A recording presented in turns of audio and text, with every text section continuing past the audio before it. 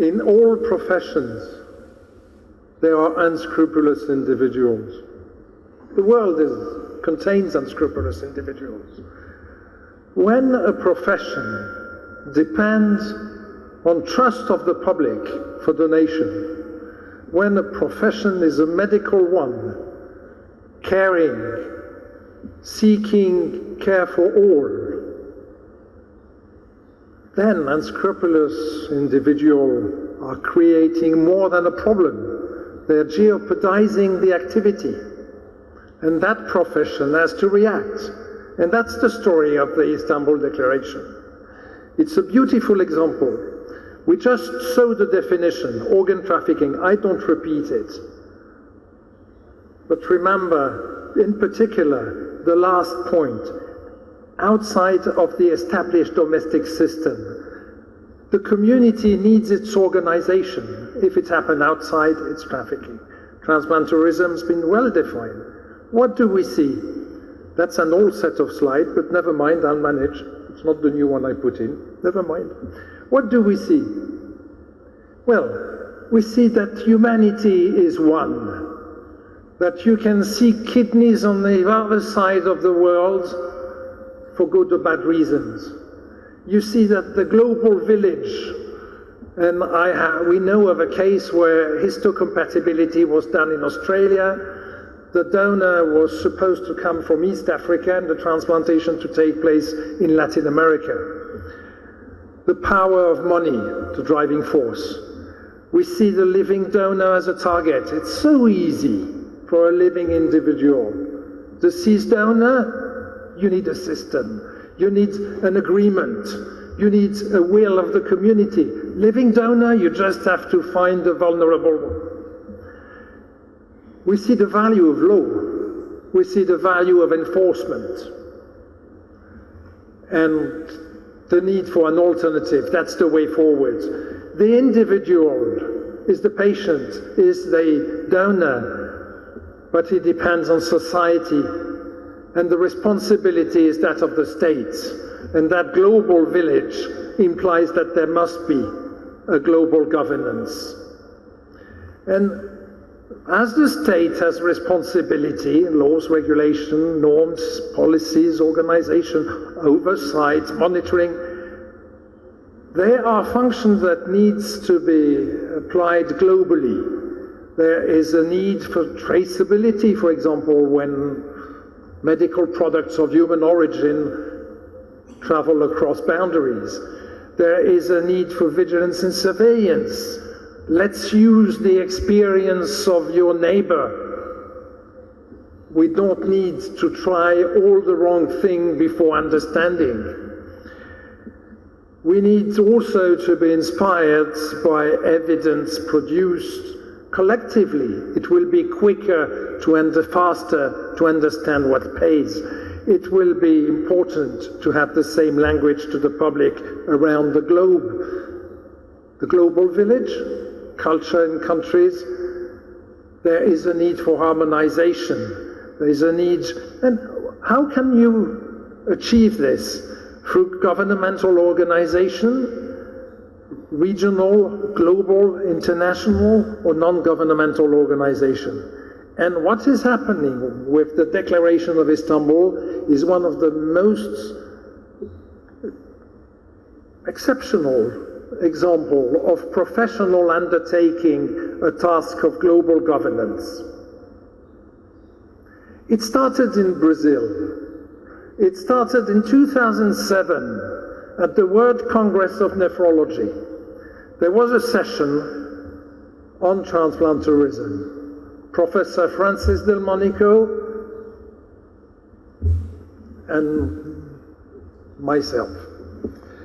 And at that time, Bill Kauser, Norbert Lemaire, the International Society of Nephrology leadership realized the importance of moving forward.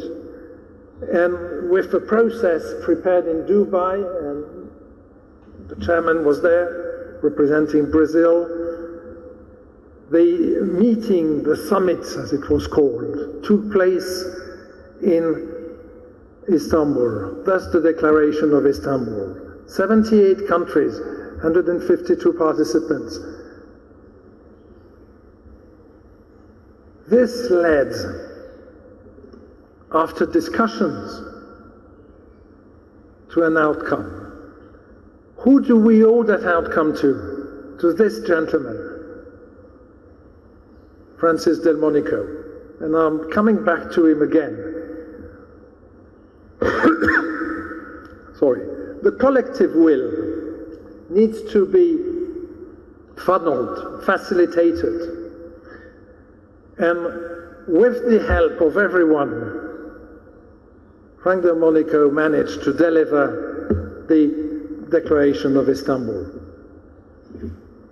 It's based on the WHO resolution. It stems from what Jose Nunes explained to you. Thank you very much.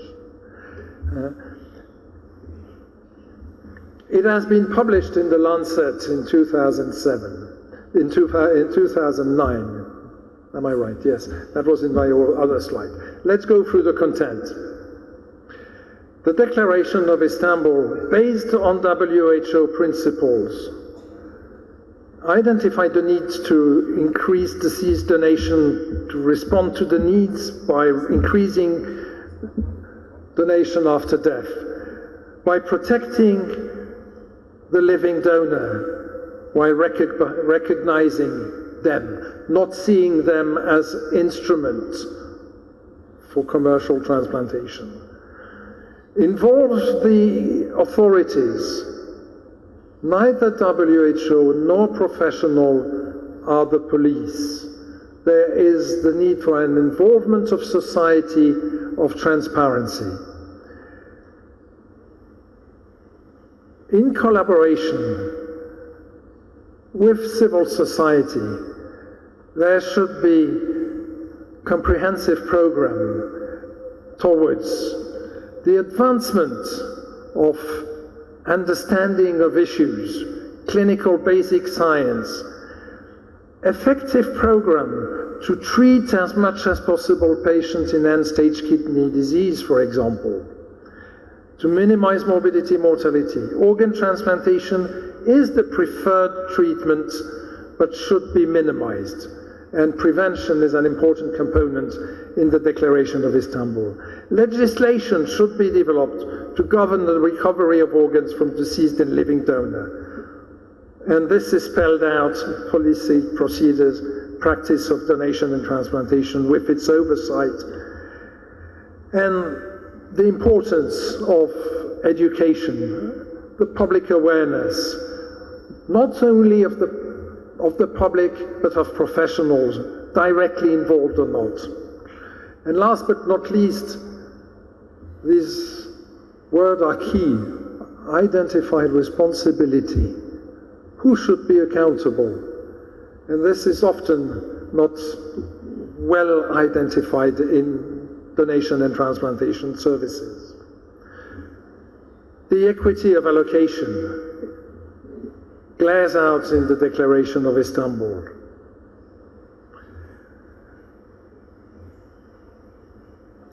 Promoting the health of donors and recipients.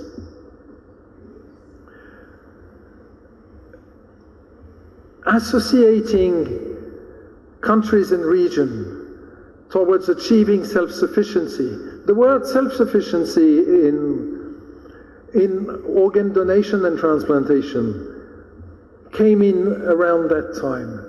And from Istanbul, we developed the work that led to the self-sufficiency paradigm outlined by Jose, but on which I would like to come back. There is the triangle, the donor, the patient, the professional, through whom the patient will become a recipient. And this is society. And society has its own values, reciprocity, solidarity, and the principle of that paradigm spells the importance of government responsibility and the effective organization, the commitment translated in practice, the investment.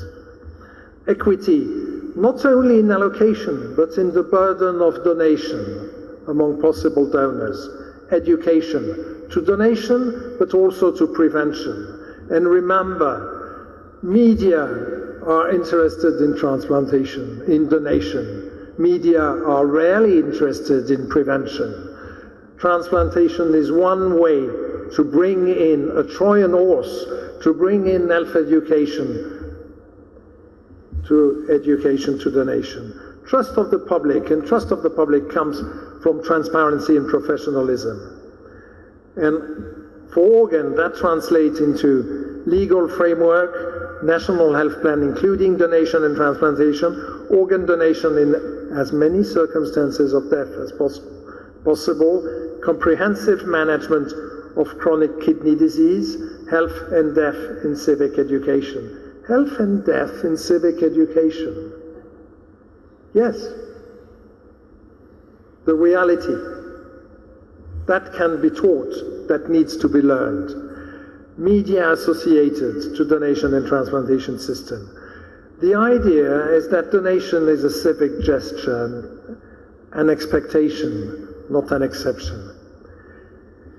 The Declaration of Istanbul, made by professional, the International Society of Nephrology, the Transplantation Society, was submitted to the community of professionals and endorsed massively.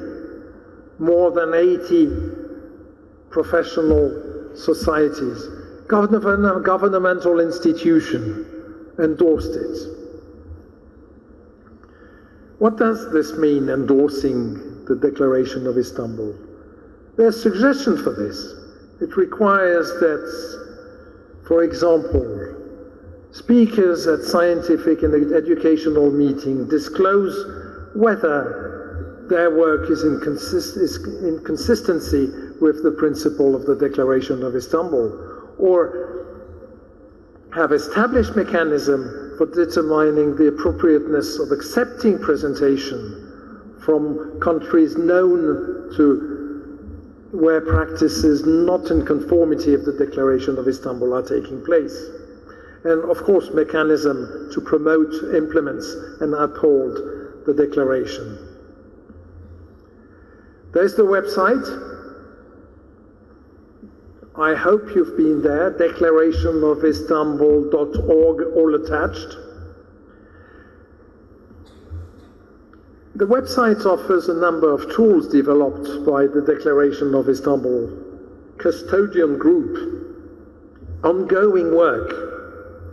It's not a declaration of one day, it's a permanent task undertaken by the custodian group and emissaries. One of the outcomes is that patient brochure explaining why you should ask yourself a few questions before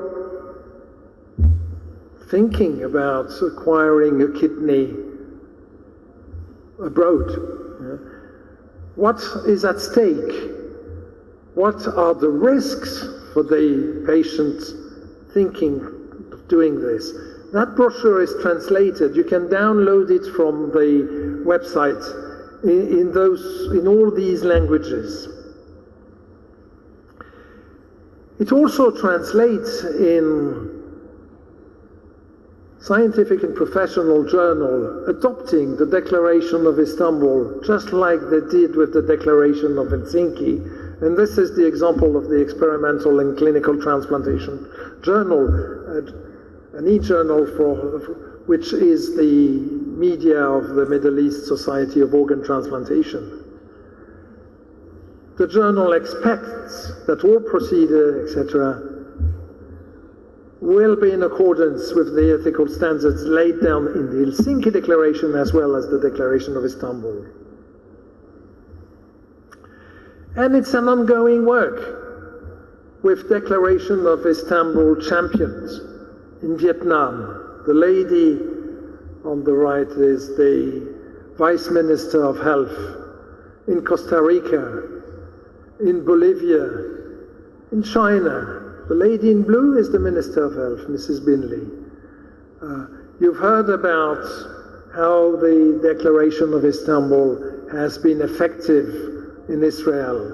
And it's professional taking their place, professional working with authorities, professional working with WHO, professional demonstrating to the public that the trust they ask from him is deserved. It's the legacy of transplantation.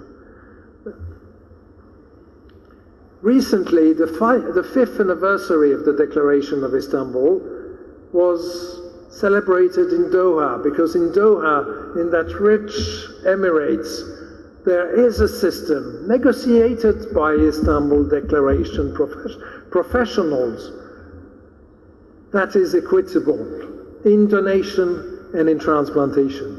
And in Doha, a communique reaffirmed the importance of the principle of Istanbul, insisted on the need to abide by WHO guiding principles and the Resolution 63.22. Put forward the self-sufficiency paradigm, reaffirm the importance of deceased donation, of the role of physician to identify and report, accountability, cooperates with organizations for the procurement and medical use of all products of human origin. It's the same whether it's hematopoietic stem cell, blood for transfusion, tissue donation, or organs.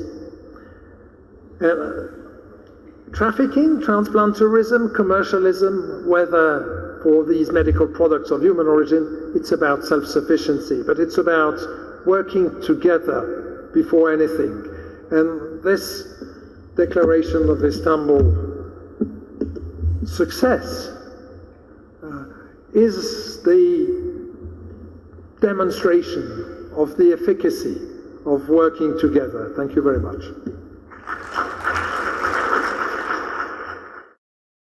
Então, nós estamos autorizados a 2 ou, no máximo, 3 perguntas muito objetivas para os palestrantes. Meu nome é Ricardo, sou médico do Rio Grande do Sul. Eu gostaria de fazer uma pergunta à mesa e também especificar uma referência que você, Ramon, comentou.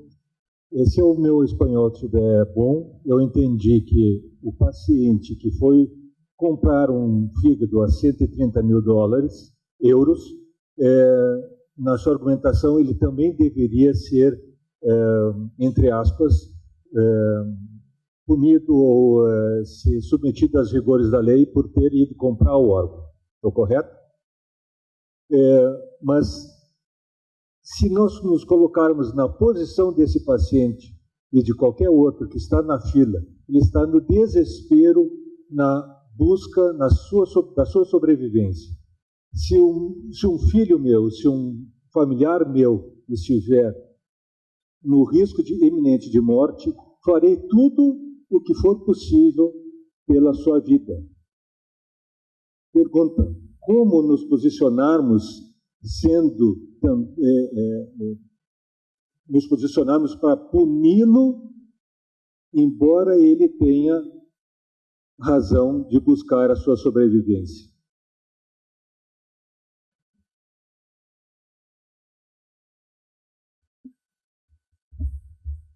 Agradezco la pregunta porque yo creo que va a un terreno que es bastante claro. No todo es válido.